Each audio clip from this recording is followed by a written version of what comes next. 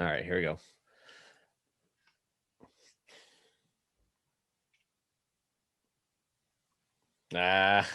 Just hanging out. 1, 2, 3. 1, 2, 3. It's a Friday edition here on Zero Block 30, and today we have 5 rounds in the magazine. Round number 1, NBA Top Shop, which is a highlight version of a digital trading card, has been taking the internet by storm. We're going to make some for the military, and we're ready to announce the top 10 military gift moments of all time. Round number 2, nice pink salmon, sherry yellow butter, a bright orange. Well, it's all lies. Lies, I tell you. The government is controlling the color of our food, and there's nothing we could do. It's not actually that big of a deal, but we're going to tell you more in round 2. Round number 3, is the F-35 officially a total piece of shit failure, or is it just too fancy for us now? A classic tale of military spending gone awry. That motherfucker's like $1 trillion program. Oh, I yeah. just saw that. Mhm. I've been saying $1 million.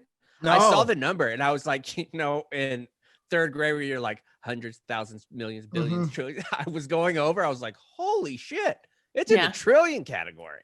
This Yes. story's going to hurt. If you're a taxpayer, this story's going to hurt you a little bit. I got to say. I think I read somewhere as well that if you spent all the money that they put on F-35, you could eliminate homelessness in America. Yeah, that's sad when you figure out how you could appropriate the funds elsewhere and what could actually be productive for the country. That just makes you sad. That's there was so one many that we're talking cigarettes. about the wall that they wanted to build would have paid for like 40,000 elementary school teachers.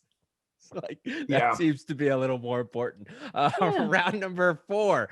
Hey, dumb face. Kate wrote that. We've got some of the best military insults headed your way. Round number 5. There was a sheep in Australia that rivals my pubes after I left Iraq. And all 78 pounds of pubes then. 78 My goodness. pounds of pubes. That's a lot of pubes. That's a lot of pubes. That's a lot.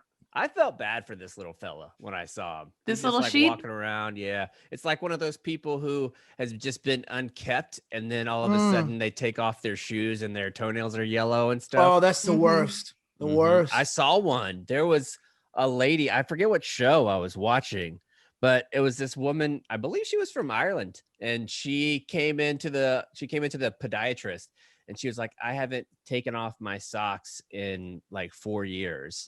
And the lady was like, wait, like ever? And she was like, no, like I'll change them. But the moment that I take off my sock, I'll put another one on. She's like, I don't even go to take a shower without the sock on. And the lady, like, she was like, okay, well, she's like, I'm a doctor. This is going to be okay. We're going to get through it.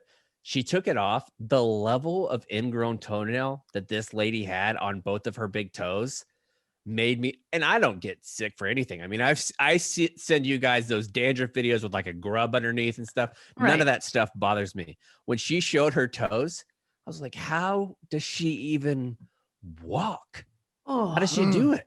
I don't know. That's gross. That's uncomfortable. I took an improv class with a dentist in New York City who told me about a woman who she's like, oh my God, this lady's teeth are so thick. Something's way wrong. Oh, this is gross. You told this. Go ahead. Yeah, the lady had braces, but the braces were so covered. The braces were so covered in gunk that you couldn't even see the braces. And she's like, how long have you had these? She's like, I've had these on for like 15 years. Like she just left them on and let them get covered in gunk and grime. It's like one of those old malls that gets abandoned and gets overtaken by vines. Yeah. Well, everybody has that person in their unit for the quick military tie-in. You know, we've all got true. Totally. But this lady, they had to take her ingrown toenails off. Her toenails were so ingrown, it started to grow into her toe bone. That's kind of fascinating. Curved down and it affected the shape, kind of like that picture of that tree that I showed you guys at my new house where the tree is starting to envelop the fence on the backside where the tree is growing into it, or like you see somewhere a tree will have like a bike in the middle. It's kind of like that, but just with her toenail. I don't know what that's about. I don't know why I brought that up, but I do know why I'm bringing up Roman swipe, because my friends, if you want to last longer in bed after you remove 75 pounds of your pubes, you're going to need a Roman swipe. They're effective. They're easy to use. They're fast acting and they don't require a prescription. Roman can send you swipes in a discreet unmarked package, and each swipe packet is small enough to hide in your wallet or wherever you're going to need it. They're super easy to use. Just take the swipe out, swipe it on that little dick of yours or big dick. You might have a big dick. I don't know. Let it dry and you're good to go. That's it. Go to GetRoman.com/0 for your first month for just $5 when you choose a monthly plan. I mean, that's cheap. You can't even get a Subway sandwich for that anymore. No, you can't beat it. Their And $5 footlong's like $9. say you hear a story about toenails on a podcast and you having trouble getting hard after that. No, who would get hard? No. $5? $5 for your footlong? All of our listeners are very Five. maybe too horny. No $5 more jingle. We're not doing a Subway ad, Cons. What's wrong with you? We're doing Romans. But speaking of Subway, if you're going down, you're going to want a Roman swipe on your Sorry, cock. I hear something. I start singing. Sorry. You don't want to be a sandwich artist. You want to be a dick artist and just slanging your mayonnaise all over her tuna roll. Right. 100 or hits, whatever. Whatever you want to do. Yeah, just slinging yogurt all over the place. For sure. All right, let's get started with the show. Been a busy week here in old Texas. I got the coronavirus vaccine this week since the last time we recorded. And I've done government stuff my entire life. My dad was in the Navy. My stepdad was in the Navy. I've been involved in military medicine every single second from the day I was born. There has never been a time in my life where I haven't been on TRICARE. I am 38 years old. This is by far the most efficient government thing I have ever been a part of. It was insane, man. So I was kind of skeptical too, because the place that I got it done, it's one of those malls in a town where you look at it from the outside and you're like, that place was probably really nice 20 years ago. But now if I go inside, I'm probably going to get raped and murdered. It was one of those types of malls. And I go in and I'm like, oh God, I could see why they rented this place out. It must have cost them like $5 for 6 months to rent out this mall. I walk in there. Everyone was so lovely. Like everybody that was working there, I walk up and they're like, hey sir, can I see your ID? I show them my ID. They go down this form. They're like, oh yeah, your appointment's right here, right now. Go ahead, go in here and go check in.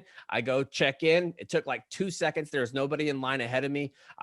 She's like, okay, you're all checked in. Just walk down these. They had everything mapped out on the floor, like Best Buy at Christmas, whenever they have all the tape on the floor of which way you go. I sat down in the chair. She's like, would you like it in your left arm? Your right arm?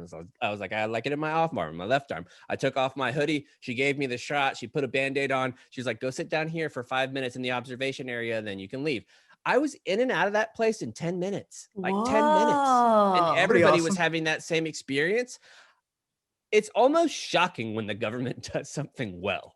Yeah. That's because my parents went over the weekend and they had a 12:45 p.m. appointment for theirs. And this was like through the local government too. Well, they showed up and they're like, oh my God, the line, because it was like, don't get out of your car until 5 minutes before. But there was a line wrapped all the way around the building and the block. Well, it turns out everyone had gotten a slip for a 12:45 appointment. Oh, no. They had screwed it up. Your experience was very different. So maybe it's not nationwide. Maybe I think it depends on your local government and like how, I don't know. I have no idea. But well, yours was through TRICARE, like through military stuff, right? Or it was so it was through the health system here in San Antonio. So they had like a meeting of the minds, I guess. And I got to go because I have diagnosed asthma and then the issues from like the burn pits and stuff.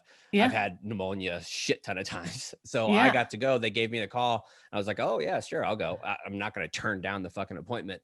So I go in there and it was super easy. But even at the VA here, they sent out a notice. I think they got 50,000 vaccines for veterans here. And they sent out a notice to all of our emails. They're like, hey, if you're a veteran, you haven't got it yet, you want to come get it, we don't have appointments, just show up this weekend. So they had a mass thing this weekend where they vaccinated, like, I think it was 45,000 veterans in the San Antonio area. That's fantastic. And the best part, chaps, was that there was no, hey, look at me, I got a vaccine. There was no social media posts, because the people who were posting that on social media, kind of annoying. I'll never talk about it in public. I made that proclamation as soon as I left.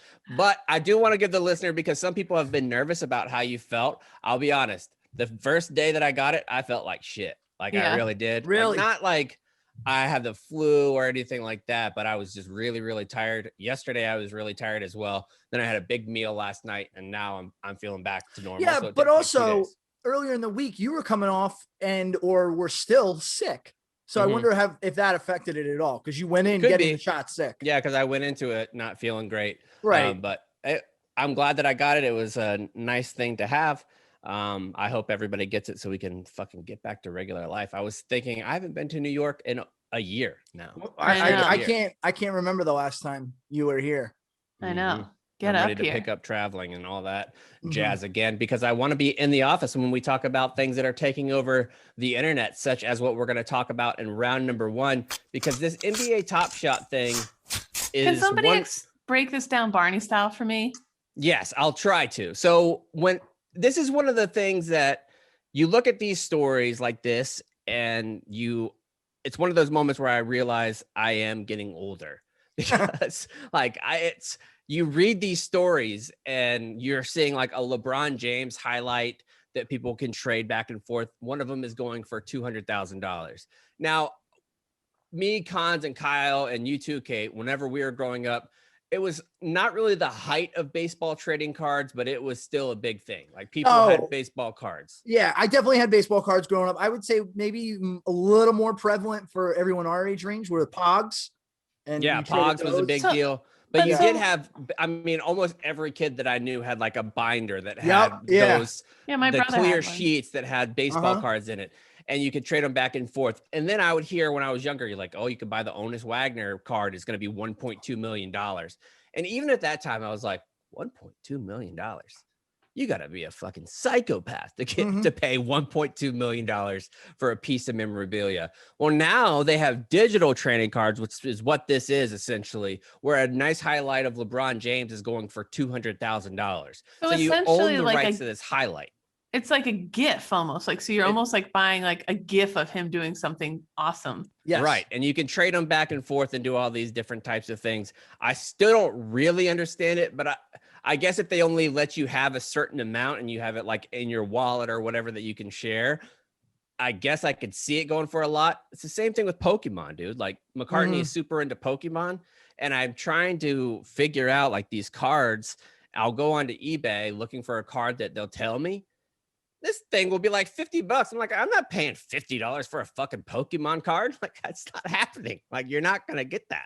I guess that the one benefit that I'm reading here of owning a digital collectible versus a physical one. So these are like digital collectibles, and people are doing it with real estate, sneaker, like digital sneakers, like digital icons, stuff like that. So they're doing it with these, is that each one contains distinguishable info that makes it easily verifiable. Whereas you could have fake baseball cards and this and that. These are like, it's really, really hard to fake them. So if you do buy it, it's pretty certain that you're going to get the value for it somehow. Yeah. Okay. So, yeah, but it's weird because number one, are any of you sports memorabilia nuts? No, not at all. No, me neither. And to each their own. I go to people's homes and they have all sorts of cool stuff to look at. I like that. It's like a same thing. Autograph. There might be 3 people in the world I would care about their autograph. There you go. Kyle's got a Pete Rose autograph. Got it.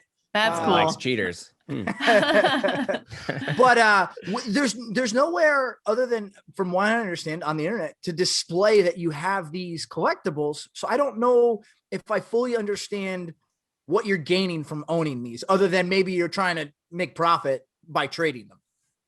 Yeah, I don't know either. It doesn't make a whole lot of sense to me, but whatever. I mean, I guess that's the way shit goes, where you have. My mom definitely didn't understand the Pog thing when I was like, I gotta get this slam or I gotta get this and that. And they were expensive, man. Like you get some Pogs and slammers and stuff and they're expensive. I think every generation has their thing that they collect or they like that the other people don't care about. Comic books are the same thing. Like comic books, how many times are you going to read a comic book? And then you have the most valuable comic books are comic books that you don't ever read or open.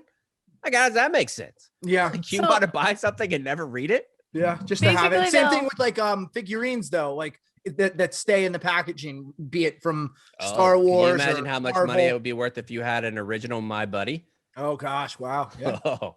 Huge dollar. The American Girl dolls that Kate has. How many American Girl dolls do you have again, Kate? Oh, thousands. The whole apartment's covered in them. Oh, you know what? Alex, when she was younger, she was in on the Beanie Baby craze. They would drive to all different places to get the Beanie Babies and what have you. And then I think they might still have them, but that never panned out. That was one of my favorite things that Nick from Anus at Barstool did, where he had one of the most valuable Beanie Babies. Princess Diana. Yeah, and he went live on Periscope and cut the tags. And people were like, no. Well, so we're talking about this as if you can own a GIF and you can buy and trade gifts. What would be the top 10 military gifts that you would want to own or have, or what do we think would be the most valuable ones? So we have a top 10 list here if we want to go down that. Can we do it David Letterman style? Absolutely. But not like where we're going to be mean to Lindsay Lohan. Did you see that clip going around? Jesus. Yeah. Oh my God. And Britney Spears. And it made me, the Lindsay Lohan, I didn't see the Britney Spears one, but the Lindsay Lohan one was brutal. Yeah. It was almost like he was making, no, not he, like he was. He absolutely was making fun of her to her face, but he ended it well. I thought, like he genuinely. She was clearly in a time of her life where she was going through drug addiction and things like that. He's like, so you're like addict, and it was just making fun of addiction. You could never do that now. No, definitely not. Definitely not. We watch The Parent Trap a lot in my house. Oh yeah, shout out, fantastic! It's amazing. Shout out Nancy Myers. And the skill to play two characters at the same time. So at that age, to play two different personalities, essentially, you would have thought she was going to be the next Audrey Hepburn, the next Drew Barrymore, right? And the fall from grace that she had, just such a shame. Sorry. And before we get into the top 10 gifts, I also, since we said Drew Barrymore, anytime that clip of the little boy who was also in E.T., where he does his audition tape and he like cries during the audition tape, I'm always blown away by that. Like, this motherfucker can act his little dick off, and he's like 7. Yeah. He's unbelievable. I would want that kid as my kid because he's probably a little liar. Because you believe everything that he says, little bastard. All right, let's get into the top 10 military gifts. I'm sitting here dying inside. I'm like, how many caveats are we gonna? Oh, it's okay. It's okay. It's funny I was gonna piggyback off that. I'm like the host of the show, and Kate is the one that's forced to like guide it behind my back. We will always get texts. I'm surprised we didn't get one just now, but Kate will be like, next topic, ? While Chaps and I are going on and on and on, and we don't care. All right, so top 10 military gifts of all time. We'll just rotate through these. Number 10, obviously, number 10 is going to be, I would love to have a gift of when Osama bin Laden got shot in the face thrice. I would like to have that one in the old back pocket. I mean, that would be incredibly valuable. Like, people would pay a ton of money just to catch a glimpse at that for a second. I mean, you're at the bar, you're having some drinks with some pals, and you're like, hey, you want to see some cool shit? Check this out. Yeah.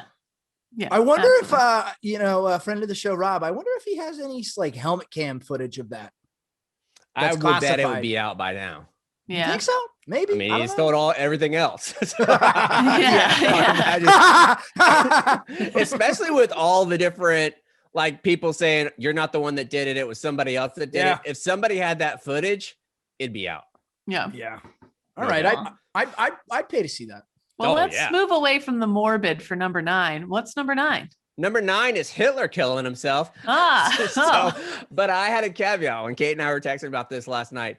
I would like this one to be altered a little bit, where it's Hitler killing himself and then having nasty green diarrhea fill his pants. Like, where you could see it. Like he pissed and shit himself and then killed himself. I think that would be hilarious. Yeah. Hitler's one of the only people that you can say them killing themselves is hilarious. Yeah, I don't mind it. I wouldn't mind watching the fretful moments leading up to without repercussion. Yeah. Nobody cares if Hitler kills themselves. Bit of a shift for number 8.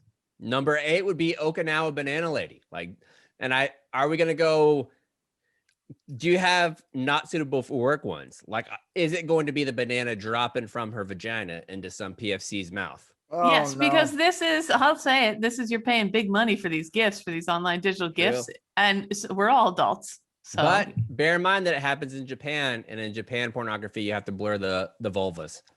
The vulva will be blurred for sure. Yeah. Okay. Sorry. You're going to have to imagine. Okay. She's got a huge clip though, so that's a lot of blurring. Yeah. Number 7. What's number 7, Kate? Chesty Puller getting his head shaved at boot camp. Just a fun little reminder that even the best of us are like the rest of us in some ways. I'm gonna say that one sucks. That's You suck.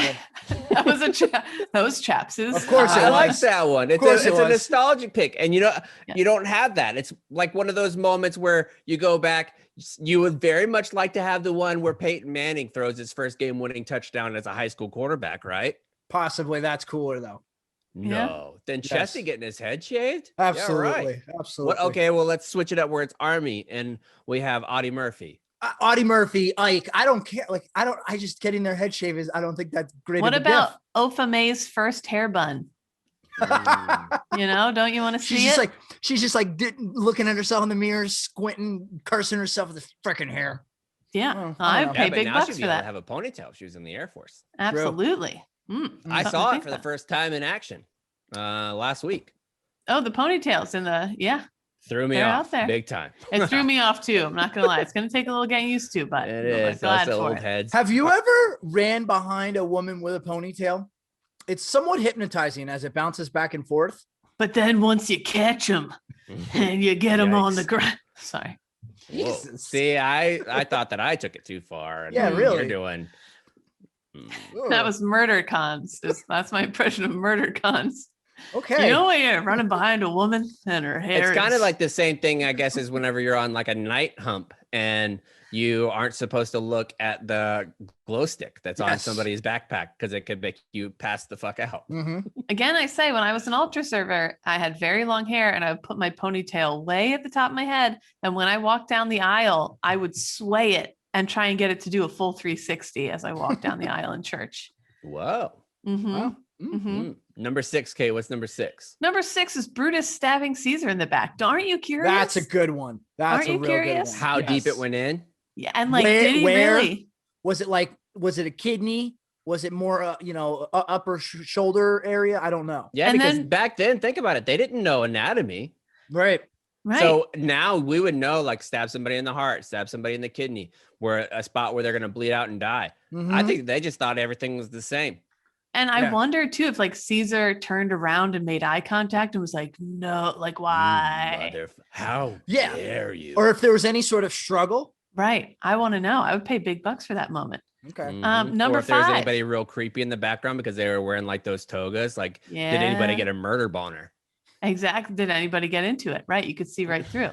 Number 5, George Washington crossing the Delaware flag flutter. Just a quick gif of the actual moment and the flag just kind of fluttering. Would you rather have that one or George giving a speech and his teeth falling out? Ooh, the teeth, probably the teeth falling out. Everybody views him as like this super stoic 6'4", like mammoth of a man that's the general in charge of leaving Great Britain. It takes a little bit off your luster when your teeth are falling out of your grape. But again, it's also a reminder, hey, look, even normies can do great things. Like True. I got a snaggletooth. I could still do something cool with my life, maybe. You could still cross the Delaware. I could still. I live near the Delaware now, sort of closer. Yeah, close enough. Number 4, we're gonna have Lee signing the surrender at the Appomattox courthouse. And I just hope, and I'm picturing in the background a bunch of Yankees being like, "Oh shit, oh shit." Or it's like that one gif where they're like, "Oh, yeah." That's what I'm hoping for that one there. Right, number 3, Kate. A PFC grinding with a general's wife at some sort of military ball. You just love to see it. It's fun to pull out of your pocket and say, hey, check this one out. LOL. Good, easy laugh. Number 2, the flag raising on Iwo Jima. I mean, the footage is out there, but to be the one who's like, no, I own it, then nobody else could. Because think about all those, the trademark infringement and all that. You'd be getting paid. And then number 1, I think we can all agree, and I don't think we give it enough shine on Zero Blog 30. This one will actually come with audio, so it makes it extra valuable. So let's play it. If you could, I would pay at least, I'd say 1.2 million if I had it for this one. It's the Onus Wagner of military gifts. Yeah, let's play it. Hoorah, fellow Devil Dogs. It is a super motivating Monday, and we are here in North Carolina where it is raining, and we are embracing the suck. Aren't we just embracing the suck? Aye, sir. Good morning, gentlemen. That is, if you need some motivation today, you go find your fellow Marine, and he will motivate you. Have a good day. That's what I haven't heard that in ages. Right. Seriously. It's been a while. We It's need but to bring I that feel back for sure. feel should. motivated when I hear it for sure. So those are the top 10. So then I wanted to ask you guys from your personal lives, if you could go back through and there are gifts for sale. Also, one that we left off was famous people in the military back in time when they had to do their duck walks at MEPS. So Yeah, like H.W. Bush doing a duck walk would be great. right. Having that footage on your hands would be fabulous. But I asked you guys to give me 3 gifts from your personal life, from moments in your personal life that you wish you could still have and pull up on your phone and show. So, chaps. Mine would be, so are we going to go 3, 3, 3, 2, 2, 2? Are we going to do like a snake draft type or go all in a row? I say all in a row. Let's rip Okay. these. Let's rip them off. All right. So number 3, I dropped McCartney off at school all the time. And I have since they were in kindergarten. And each day the Tahoe door or my truck door will open. McCartney hops out.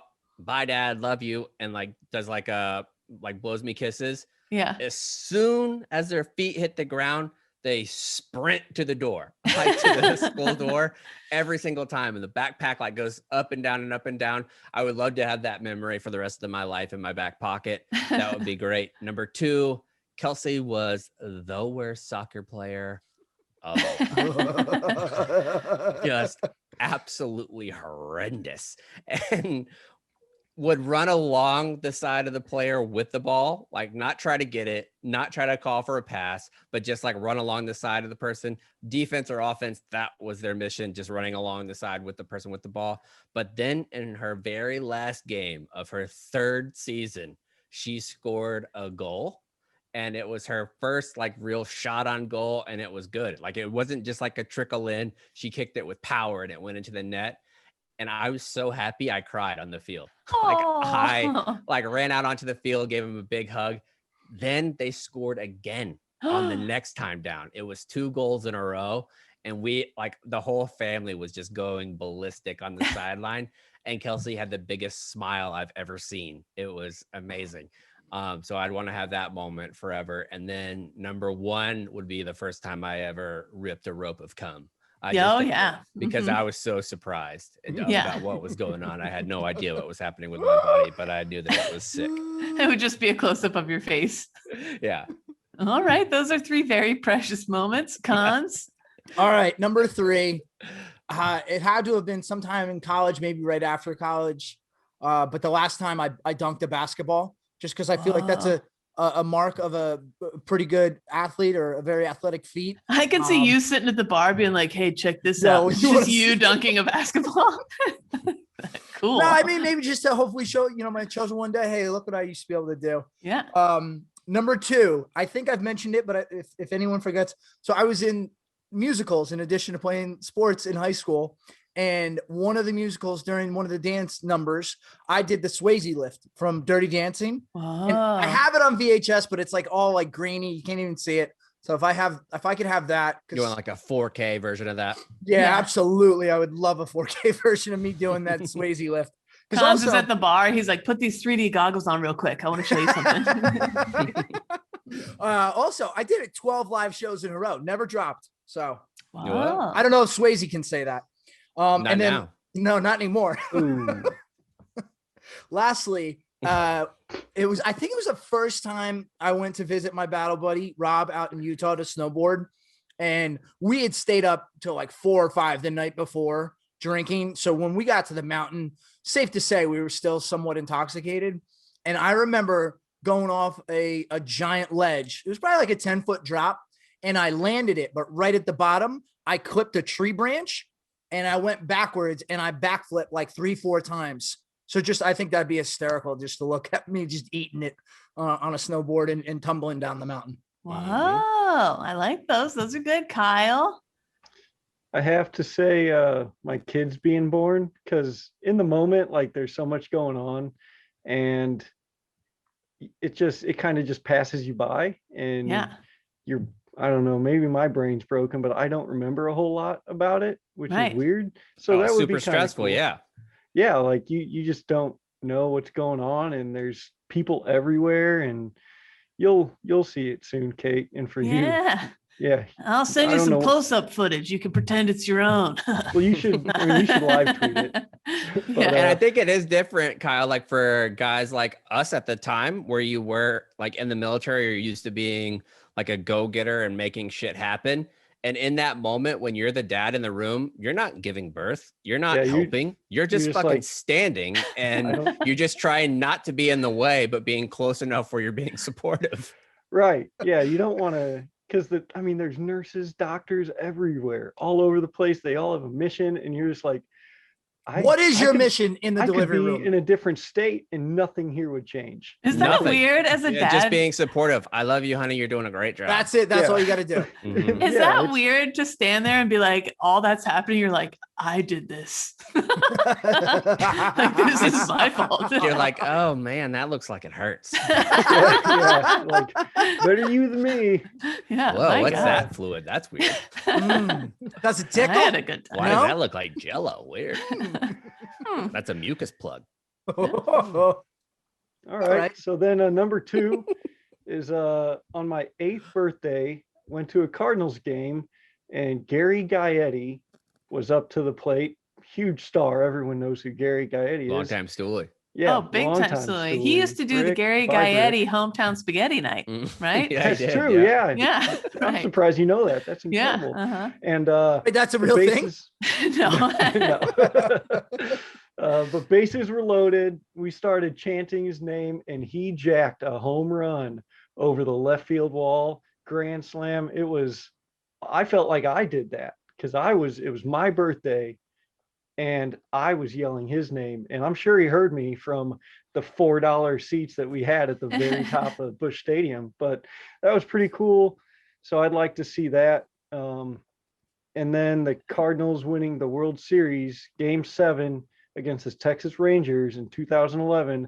I was in Manas, Kyrgyzstan, on my way to Afghanistan in one of the chow hall tents because they had AFN. I woke up super early. I was still really jet lagged, but it was just really awesome to see the Cardinals win the World Series. And it was like a good start to the deployment there. I got to go out on a high note because I might have killed myself if they lost to the Texas Rangers. Because there was a kid there, I won't say his name because he sucked, but he was a Rangers fan. Yeah. And Nolan Ryan came up on the TV, and we're like, hey, what's your name? Who's that? And he had no fucking clue. So I just berated him for the rest of the deployment. as well you should, if you don't know who Nolan Ryan is. Yeah. I think I also have a memory from that game too. I was on duty at Lackland. I was the staff NCOIC at Lackland. And when I had some junior Marines that were there, like all the canine handlers lived in the barracks. And there was 2 kids that were from the St. Louis areas. They're Cardinals fans. There was like 5 of them that were Texas Rangers fan. And their curfew, normally they had to be in Iraq by 2200. Well, the games obviously go a lot later than that. And they were like, Staff Sergeant, can we watch the games? Because you couldn't watch it on your phone. You couldn't do any of that stuff. I was like, sure, but you have to do it in complete silence. And so they're sitting there watching Game 7, and if they even like grunted, they'll be like, "Shut the fuck up!" from the duty desk, and they're like, "Oh, that's torturous to watch a game and not be able to react." That's torture. That was Game 6 was definitely better than Game 7, but Game 7 was great. I really appreciate your love for the St. Louis Cardinals, and I'm not saying that in jest. I genuinely mean that. Your love for the Cardinals is. You know what else? So I got to say this: before I deployed, I got a tattoo. And I got the St. Louis Cardinals logo tattoo. And this was right before they made a big run in the World Series. So again, I feel like I did that. You were ahead of the time. Yeah, I petitioned for a ring. I haven't heard back. I'm hoping one day they pull their heads out of their ass and I get a nice 2011 ring because I did that. I got a Shamrock tramp stamp right before St. Patrick's Day got cool. So thank you. It's one of those things. Thank you, Kate. Ahead of the curve. All right, Kate, what's your 3? Number 3, the first time I gave a hand job at church camp, and it was a squeezer. It was I didn't know South Carolina squeezer. I didn't know you're supposed to go up and down. I just squeezed it like an udder, and I just wish I don't want to see that part, but I just like it to be on his face because I wasn't looking at him. I was looking at what I was doing, which was squeezing. I would love to see what like a go-gurt. I didn't care what he like. I just wish I could see what his face was. Yeah, like a Probably yogurt. ruined that guy. Yeah, nothing but no yogurt. That was number two. My very first day of work at Comedy Central, I was so nervous, and I had to go into my boss's office to update something on the wall calendar for her, and she wasn't in there. And I had been having trouble pooping that week, and I felt so sick. So I had taken Phillips stool softener the night before, and nothing happened. So I was like, oh my God. I like how you felt like you needed to say exactly which type of stool softener that you was Phillips. You couldn't just go with like a generic brand. Like it was the name brand, guys. Don't worry about it. It was the name Promo brand. code CBT, Phillips stool softener. But I remember because now I avoid it. Now I'm a Dulcolax girl. Okay. Anyway, but I took this the night before. Nothing happened. I'm in her office. She's out to lunch. And I'm like, well, if you have to fart in this quiet office, like it's closed off, like do it in here. So I just stand there by the whiteboard for a second and I go to push out a fart. I shit my pants, and I was wearing khakis that day.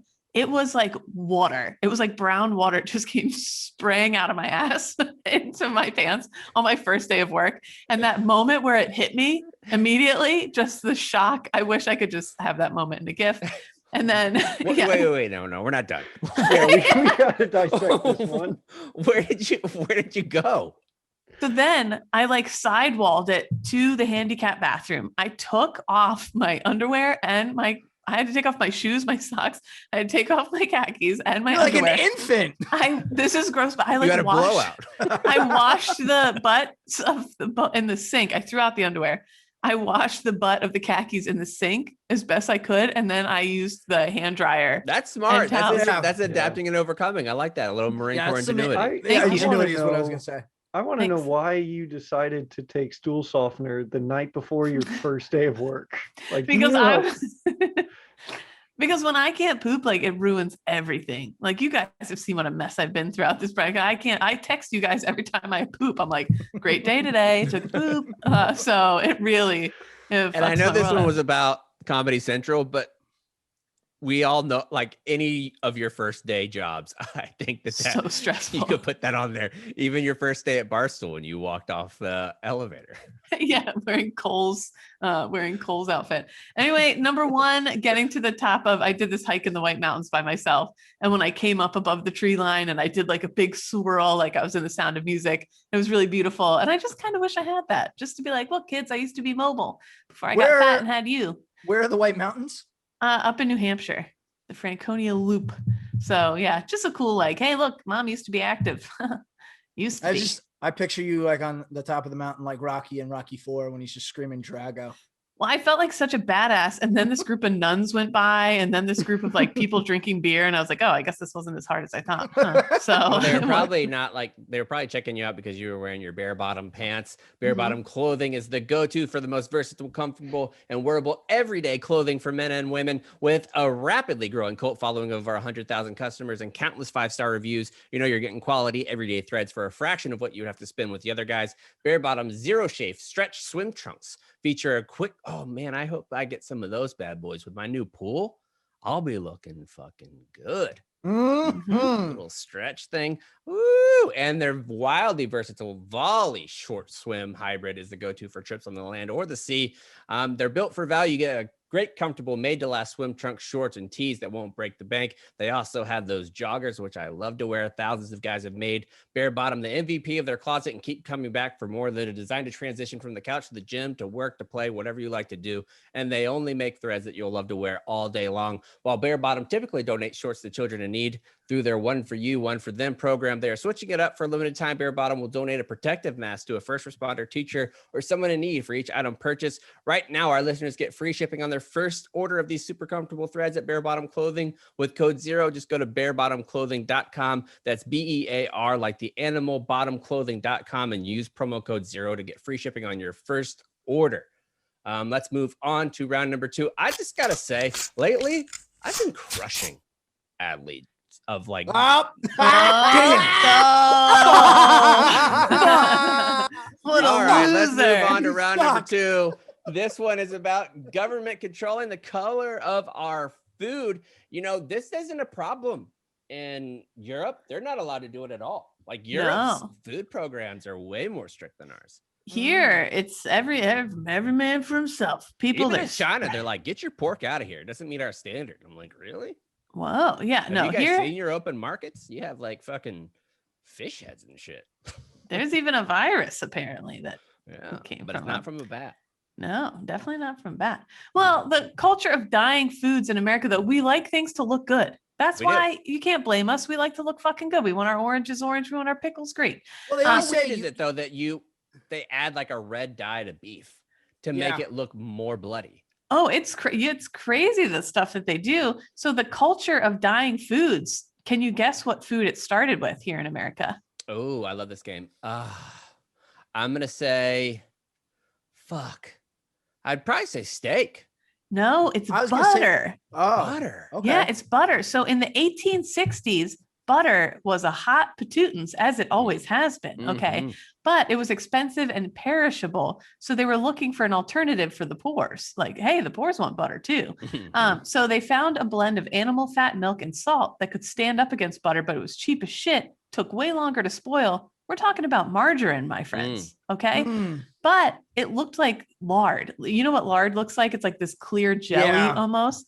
Yeah. So even the poors were like, we don't want to put this on our toast, like make it a little better. So manufacturers started to dye it yellow and make it look like butter. So people would say, what? I can't believe it's not butter. It looks just like it. Wow. Right, It's yeah. margarine. So Big Even Butter, Fabio though, said that. Big Butter was getting pissed at Big Margarine for coming in and stealing all their sales with their fake yellow ass fake butter. So Mhm. they went to Big Butter, goes to DC, and is like, the Big Butter lobby, still a big deal. Right. It's yeah. like, hey, help us out here. Margarine's fucking killing us, bro. So the government was like, fine, we'll put a 2-cent tax on a pound of margarine. And it's one of the first recorded instances of American business using government intervention to stop their competition. So that's a butter. I just thought that was interesting. Well, anyway, butter wasn't done. They're like, fuck margarine. We're gonna take them out. They're pushing for more regulations, blah, blah, blah. Suddenly 10 cents per pound tax on margarine. And margarine's like, we're fucking dying here. What the hell are we gonna do? So they start selling margarine color free again to get rid of the tax. But they also started selling a kit attached to the margarine where people could dye it yellow at home. So like they still knew they were buying like garbage lard, but it made them feel better to, even if they dyed it themselves, to just see that it looked better, to just see that it looked yellow. So some of these days, microwave popcorn, yogurt, chewing gum, fish like salmon. Fish is a huge one because it gets caught, for example, like it gets caught in Alaska, then it goes to Asia to be chopped up and whatever. Then it goes back to Alaska and then it's sent to the States and it's in sushi bars. By the time it gets there, it ain't the same color it was when you first chopped into it. So they inject it with like pink dye. Like most of the fish you see, probably not that color that you thought it was when you buy it in a restaurant. So Whoa.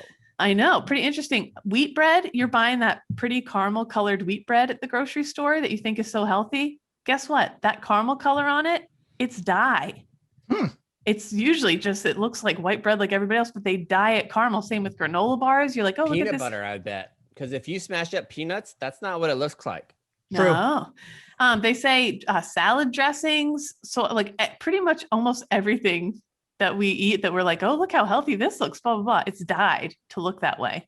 So we do it with pickles, apples, oranges, blueberries, all sorts of shit. So ever Can I ask since. you a question? What? When you did this round, were you really hungry? Yes. Yes, I was.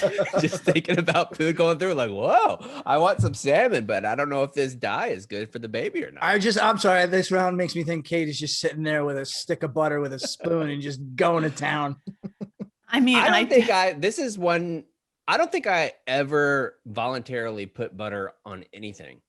Like I use it to cook, but I can't remember a time where I put it on like bread or toast or anything. I don't ever use it. You ever hear the story about how Chris Farley, when he was out to dinner, he would, those little like singular butter packets? Yeah. He would take those and he would put that on every bite of his steak and bread. So every bite had an entire stick of that individually wrapped butter. Holy shit. Wonder why I died.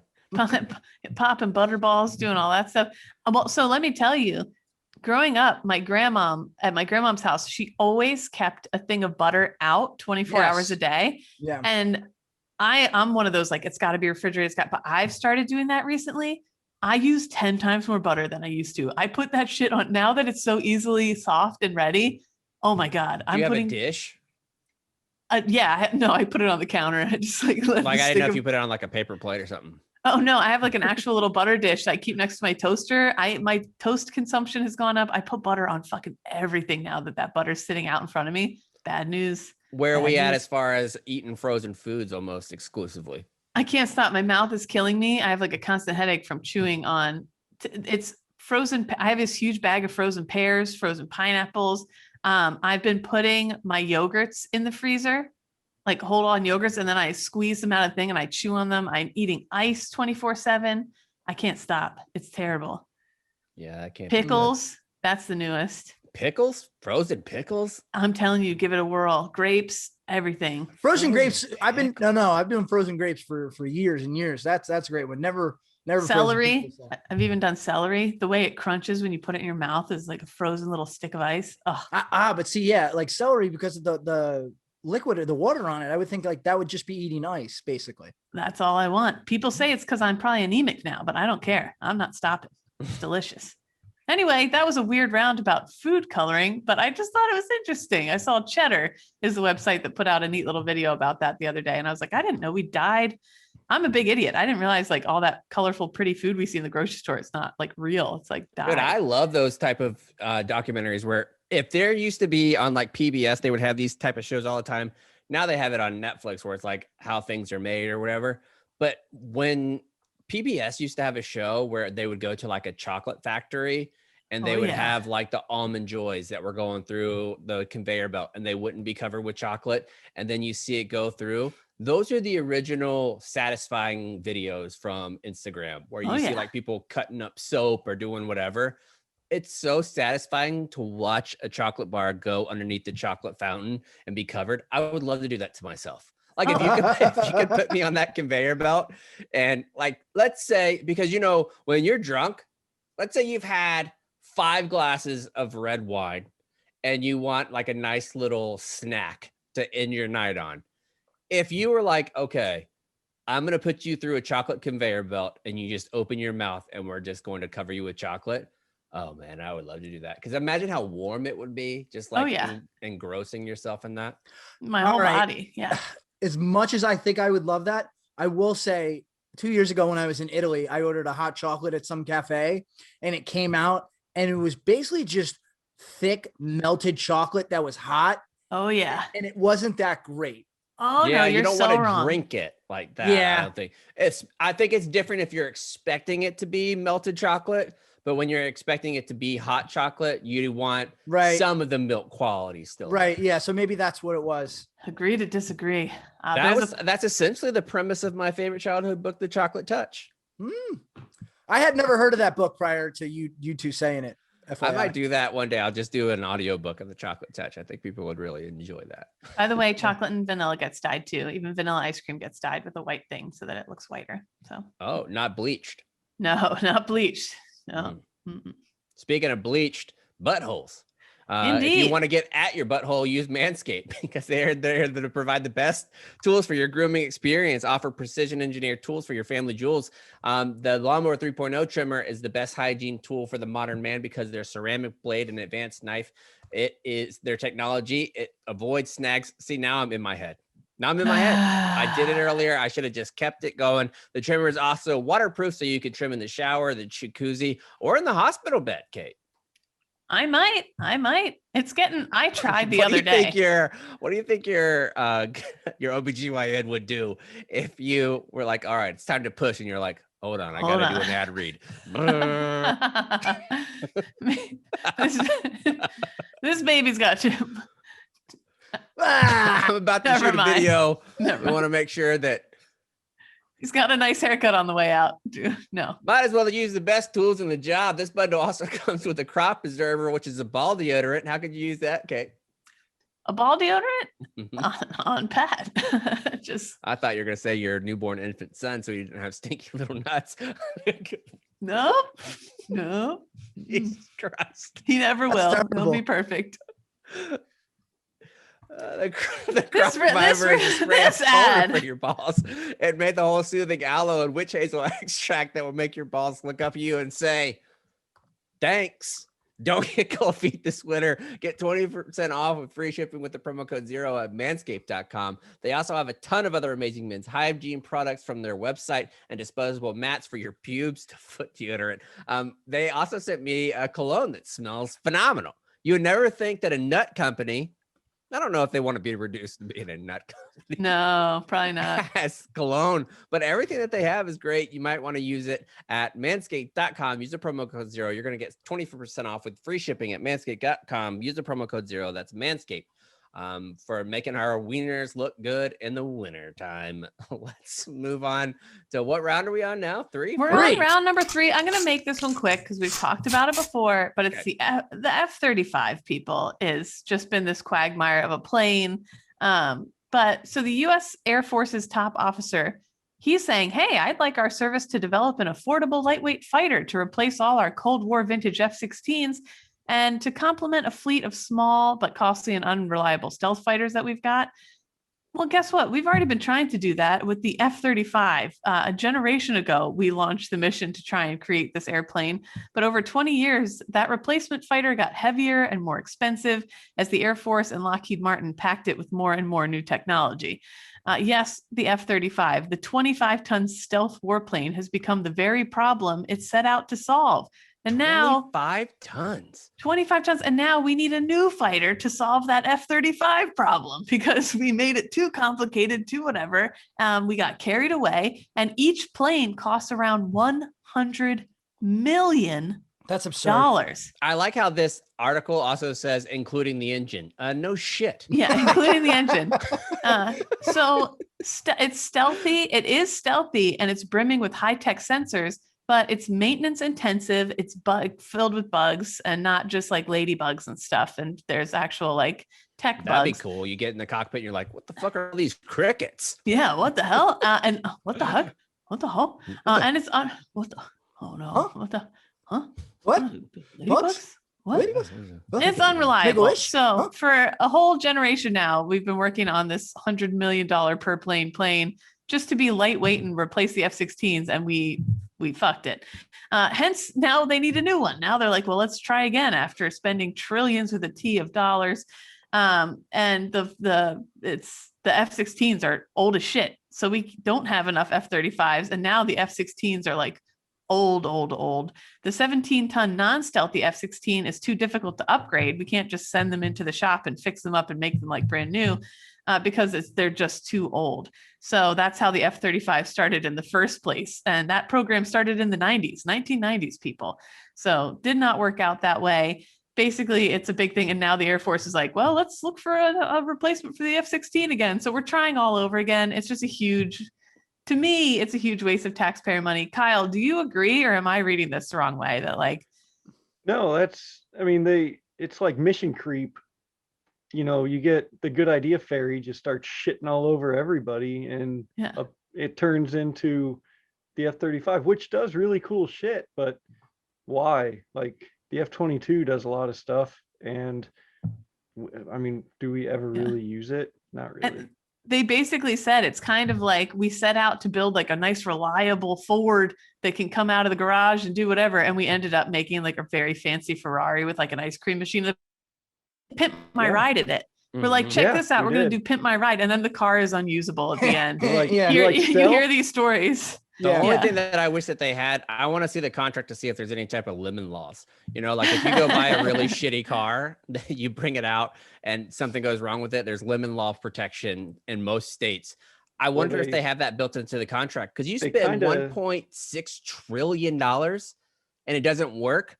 Who are you going to go to again? Like you have to go to the same companies. You're going to fucking Boeing or one of those other companies to build it again.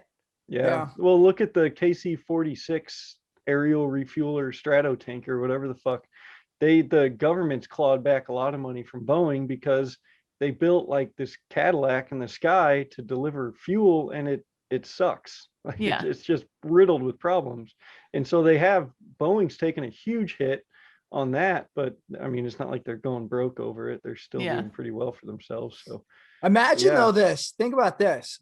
Whoever the salesman from Lockheed, he's been like top salesman for 20 years because he keeps shelling out money. Commission check. Seriously, this guy's he's getting the trip to Hawaii every year based on this one contract alone. So good on drinking him. A lot of coffee. Which in all seriousness is the backdrop of having like the new Secretary of Defense, Austin, like having him being on the board of Raytheon, like having all that money, like that it goes out in government contracts. Even if he's not involved on the board currently, he still has a shit ton of stocks. Like even during his Senate confirmation, he said that he had anywhere between $500,000 and $1 million worth of stock of Raytheon. Like you have that much money and then you're the person that's in charge and you can't, like, even though they say, I'm going to recuse myself from negotiation, no, the fuck you're not. No, you're not. Like, I mean, that's just human to approve it. Right. And that's just human nature. You can't just, all of a sudden take this part of my brain out that knows I have all of this money. And if I make one decision, it's going to make that money grow. And another decision, I'm going to lose something. You can't just not think about that. But I don't know what the answer is because you're not going to rise and have the experience where you could be Secretary of Defense without being involved with the big three companies. Right. I'll tell you what, it makes me so mad. I want to call them all names. What do you want to call them? Some of the worst things that we've ever heard? Yeah, I would like to. Boy, where could we get a list as such? Well, luckily we got a list from Zero Block 30s that we posted it twice last night. In fact, Kyle posted it once and then I was talking to Kate and I posted it again. So what did we talk about, Kate? Round number 4. What is the best insult you ever heard in the military? We got a ton of responses on this. Thought we'd read through. The first one I thought was I actually hated it because I knew Chaps was going to love it. Once Upon a Boot said, a chief on our ship used to have a new nickname for the chubby kid in our division every time he complained. Butter sweats and gravy tears were among the best. I have the butter sweats right now. There's nothing wrong with that. Nothing wrong with that. Funny. Gravy tears is very good. To which Chaps immediately replied, you look like a trash bag filled with pancake batter. Every time I see you in uniform, I want to fill out a form to report fraud, waste, and abuse of government funds and time. Yeah, lovely. Very nice. Mm-hmm. Andrew Abundanza. What a great name. He said a first sergeant called someone in their dress uniform a blown out can of biscuits. I love that one. I do. That was you and your Charlies, right? I immediately thought of me and my Charlies of blown out. Somebody cracks me on the counter and I'm like, boom. I'm just, this one's so simple at Razhole. I got called Turbo because I'm not fast. Yeah, that one stings. It does. That stings. Yeah. Run DM Cavana said, being labeled a motivator by your friends, hand down. When you come back from like volunteering for something, your friends are like, oh, okay, motivator. You feel like such a loser. Yep. That one's hard. Do. And it's so fucked up because you should want to excel in your job and do good things in your job and try to get promoted. But everybody else that knows that they're doing 4 years and that's it, they're like, look at this fucking loser. Yeah. Oh, okay. Try hard. He cares. You re-enlisted. Real cool guy. Oh, cool motivator. Yeah, that does hurt. It really does. Jahel Curtis 01 said, I happen to wear really thick glasses, BCGs, we call them birth control glasses, did me no favors. Yeah, the military glasses are heinous, painfully heinous. One drill sergeant called me Private Hubble, said I could see farther than the Hubble telescope. It's adorable. What is that one? A down periscope, I think, where they have like the goldfish swimming around and the glasses. It's the one with Charlie Sheen. Mm-hmm. Yep. Oh, I know which one you're talking. It's not Hot Shots, is it? Maybe. Might be. Kyle just put his on. He's still for you YouTube people that watch on YouTube. These are BCGs. And they're technically indestructible, but they are disgusting. Mm-hmm. Yeah. I still have mine somewhere too. They get the job done. Morgan Scott 32 said, you're about as useful as a mesh fucking condom. A lot of people liked that one. I refuse to believe, Brew 302 said, I refuse to believe you scored higher than your age on the ASVAB. And Vermont Shredder Cheese said, I wouldn't piss on you if you were on fire, which that's a good one. I like that one right there. Best one I heard was someone said, I need you to crawl up your battle buddy's ass and have him shit you out because that's all you're worth to me right now. Shit. Yeah, there was a lot that I didn't put on here for political correctness reasons. Yeah, I had a buddy. Times. I had a buddy text me something, and he says, "You won't read this," and I read it, and I said, "You're right, I sure won't." Yeah, I definitely won't. Most of the insults, the problem was we got hundreds of responses. Most of them we truly could not put on here. Oh, I'm sorry. And that's saying something. It's Yeah. saying When we something. don't say it, like that's really saying Call us, something. Yeah. call I us just soft. talked about baby nuts. Yeah, Right. call us soft or whatever. But yeah, we're not getting into those weeds. Yeah, You so know if you want to see it, we'll leave it up on our Instagram and Twitter. So if you want to scroll through some of the more colorful ones, feel free to do that. But for right now, we're going to move on to round number 5. This one comes to us from Australia. There is a big, lovely sheep, and this sheep's name is Barack the sheep. That was good, right? That was Beautiful. Yeah, you redeemed yourself from that flub with the ad read before. I did. Barack the sheep was found wandering in the wild west of the Australian forest and was liberated from years worth of wool, weighing 78 pounds. I had no idea that wool was kind of like toenails, that if you didn't clip it, it keeps going. Like my beard, I think my beard is at terminal length right now. Like I don't think from this point forward, it grows any further than that. Like once it gets to a certain length, it kind of stops growing. Apparently sheep hair is not like that because they show Barack. You'll have to look at it on our social channels or on YouTube if you are just usually a podcast listener. But they said beneath the convoluted moving mass of matted fleece adorned with countless sticks, twigs, and insects was not Australia's answer to the Yeti, but a sheep. So he is absolutely covered. You know what he looks like? He looks like one of those old British judges that right? Like he looks like he's wearing one of those old wigs. I would also say here in New Jersey, he looks like an enormous pile of dirty snow with a tiny little nose sticking out of it. He does. Yes. But they said nearly half the weight of an adult kangaroo was hanging off his body. Comparison. I guess it's because it comes from Australia, it makes sense. But like the fact that they compare things to kangaroos is hilarious. But I don't know how this sheep survived alone in the woods. I mean, it made his mass so enormous too. How was he like surviving in the fucking Australian wild with that much fur, with like nearly 100 pounds of fur on him? By staying warm. It didn't occur to me though, until we just read it, that he had a bunch of stuff stuck in the fleece. I never even considered that was one of the burdens of having all this sheep hair or fleece, whatever, is that things would get stuck in there. And then the sheep was found by a member of the public who contacted Eggers Mission Farm Sanctuary near Lanceville, Victoria, about 60 kilometers north of Melbourne, according to the mission's some dude named Kyle. It would appear Barack was once an owned sheep. He had one time been ear tagged. However, they appear to have been torn out by a thick matted fleece around his face. The sheep needed to be shorn at least annually. Otherwise, the fleece continues to grow and grow as happened here. Whilst his hoofs were in great condition from running over the rocks in the forest, he was in a bad way. He was underweight, and due to all the wool around his face, he could barely see. He is now settling in with other rescued sheep, and he's joining all of them and having a great time. Imagine how great that feels. I mean, this summer when I moved all those cinder blocks from my truck to behind my shed, and then I got to go outside and take I hosed off in the shower, and then I got into my stock tank pool. I felt like $1 million, like just getting in the water. Imagine what it would be like to remove 78 pounds of matted sheep hair and then just have your skin billowing in the wind. And he looks so handsome too. He looks so like good with his nice little shave. This is fucked up, but he kind of looks like one of those homeless rescues. Yeah, I was going to say, I love homeless makeover. I wasn't going to say homeless makeovers. I was going to just say, I love when you find a stray animal and the videos where they fix the animal up and it's clearly been abused or out in the wild by us. You guys are singing two different songs. Kate's was more appropriate. I get the song totally wrong. I'm like, hey, little mama, let me whisper in your ear. I got a couple things you might like to hear. When is your biggest glow up? Do you guys remember where you felt like a bag of shit and then you get dressed or you get groomed in a way where you're like, oh, hell yeah, I'm feeling good? Yeah. The first time I took an actual shower with running water after I was out on a cop for 7 months.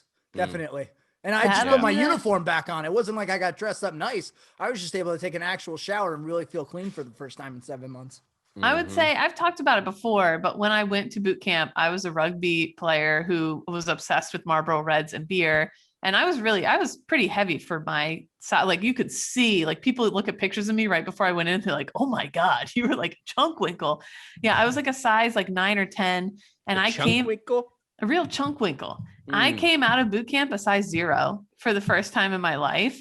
And like, my hair was super long and healthy. I had quit drinking and smoking. And when I went home on boot leave, I went to like all those little like what are those stores in the mall, whatever. I bought a bunch of size limited. I went to the limited 2 for 12-year-olds, but I bought these like tiny little dresses. I went out to happy hour in Philly with my girlfriends, and I felt like I was the hottest shit on the planet. What did you guys do with your pocketbooks? We threw them down and we danced.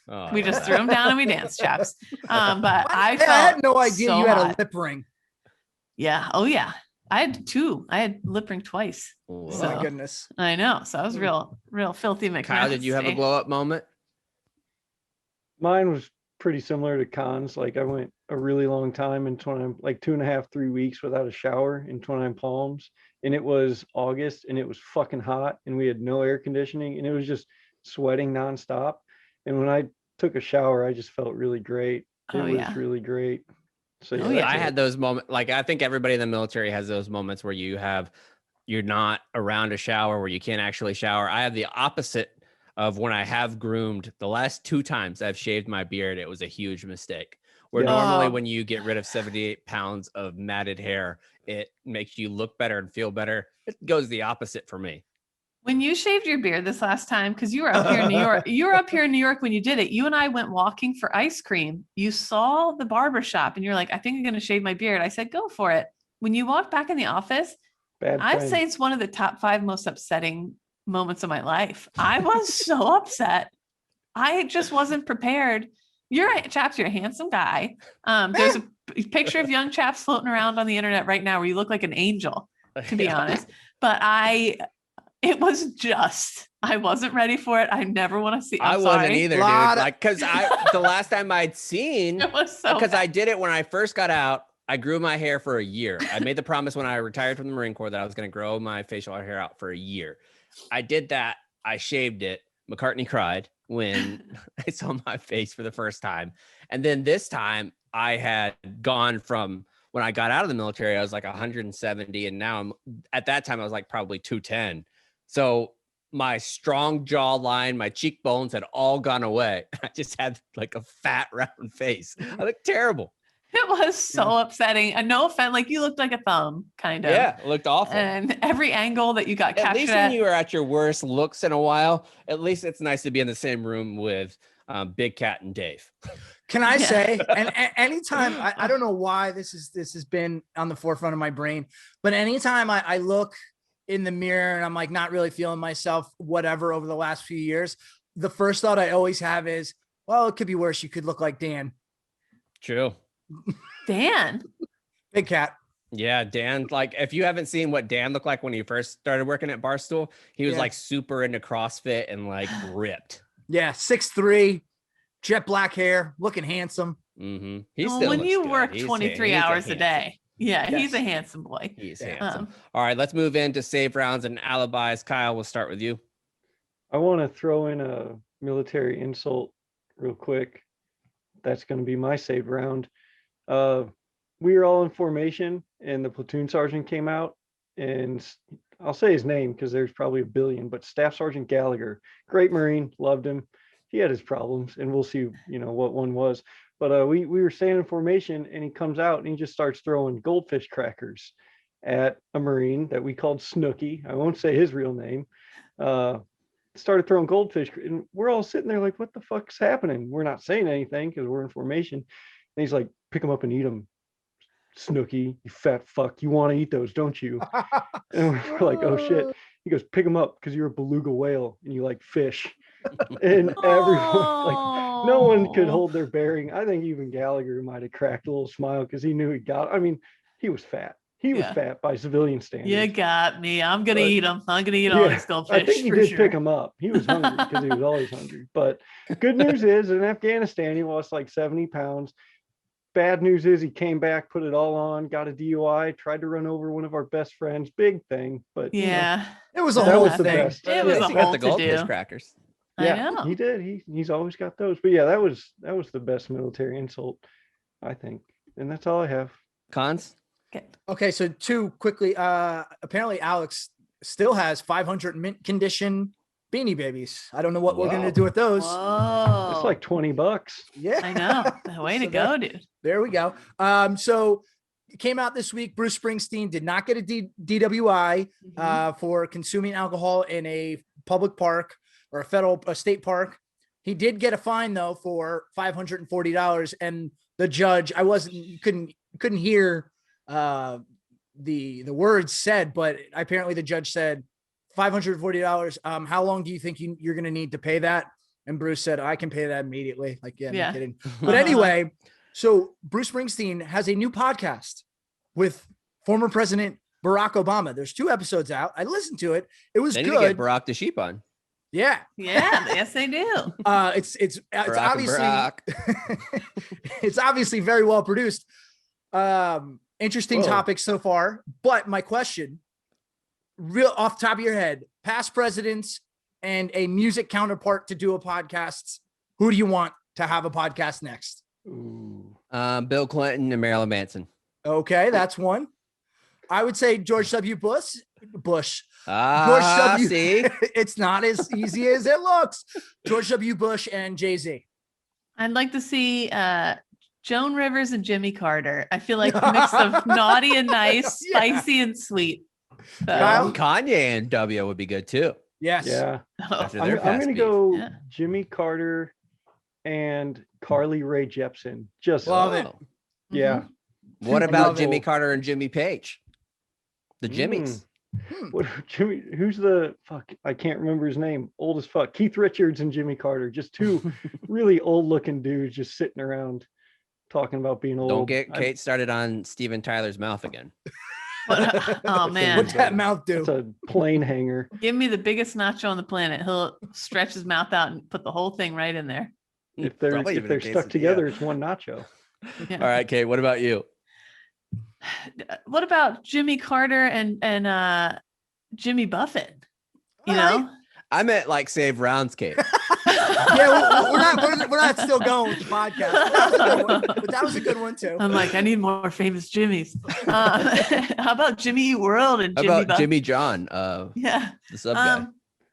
No, nothing. I got another doctor's appointment this afternoon. I have them every week now until I pop this fella out.